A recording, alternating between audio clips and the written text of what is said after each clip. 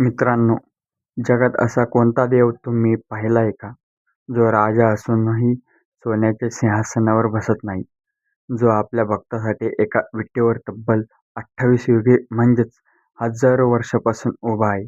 होय, आपण बोलतोय महाराष्ट्राचं आराध्य दैवत, लाडका विठू माऊली म्हणजेच पांडुरंग. पण पंढरपुरात कसा आलाय आणि का त्याला देव न म्हणता माऊली म्हटलंय म्हणजेच आई म्हटलं जातं? चला आजच्या या व्हिडिओमध्ये जाणून घेऊया विठ्ठलाची ही न ऐकलेली गोष्ट.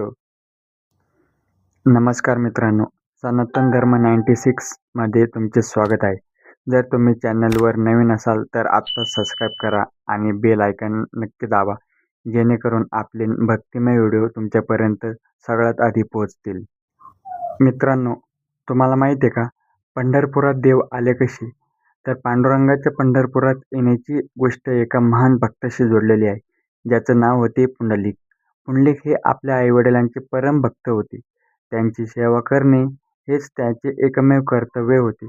पुंडलिकाची ही भक्ती पाहून स्वतः भगवान विष्णू वैकुंठातून त्याला दर्शन देण्यासाठी पंढरपुरात आले. पण जेव्हा देव आले तेव्हा पुंडलिक आपल्या आई-वडिलांचे पाय चिपत होते. देवाने आवाज दिला, "पुंडलिका, ए पुंडलिका, तुझी भक्ती पाहून मी आलोय, मागे बघ." पण पुंडलिकाने मागे न वळता जवळच पडलेली एक वीट देवाच्या दिशेने सरकवली आणि म्हणाले, "देवा, मी माझ्या आईवडिलांच्या सेवेत व्यस्त आहे, तोपर्यंत तुम्ही या विटेवर राहा." देवाला आपल्या भक्ताचा हा अभिमान खूप आवडला. विष्णू भगवानांनी कटेवर हात ठेवले आणि ते त्या विटेवर उभे राहिले. पुंडलिकाची सेवा पूर्ण झाल्यावर देवाने त्याला वर मागायला सांगितलं.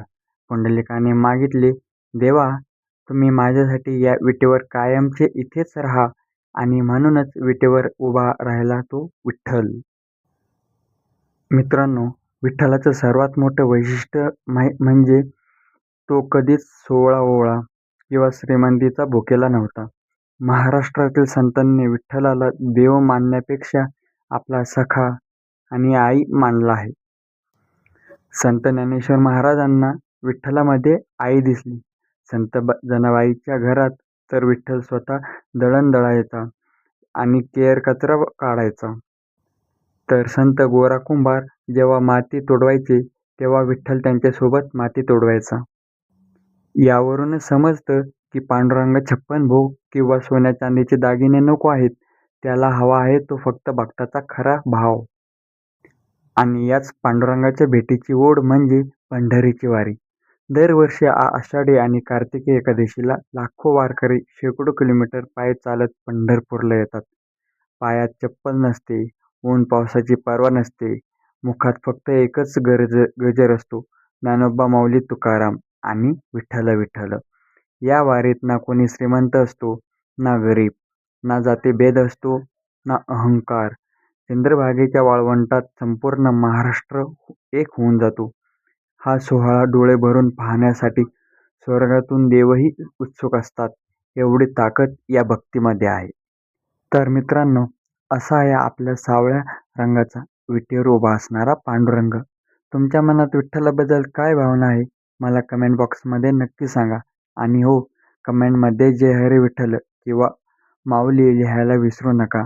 हा व्हिडिओ आवडला तर कमेंट करा, लाईक करा, शेअर करा आणि आपल्या चॅनलला सबस्क्राईब नक्की करा. पुन्हा भेटूया अशाच एका भक्तिमय व्हिडिओमध्ये. तोपर्यंत पुंडलिका वरदेव हरी विठ्ठल, श्री ज्ञानदेव तुकाराम, पंढरीनाथ महाराज की जय.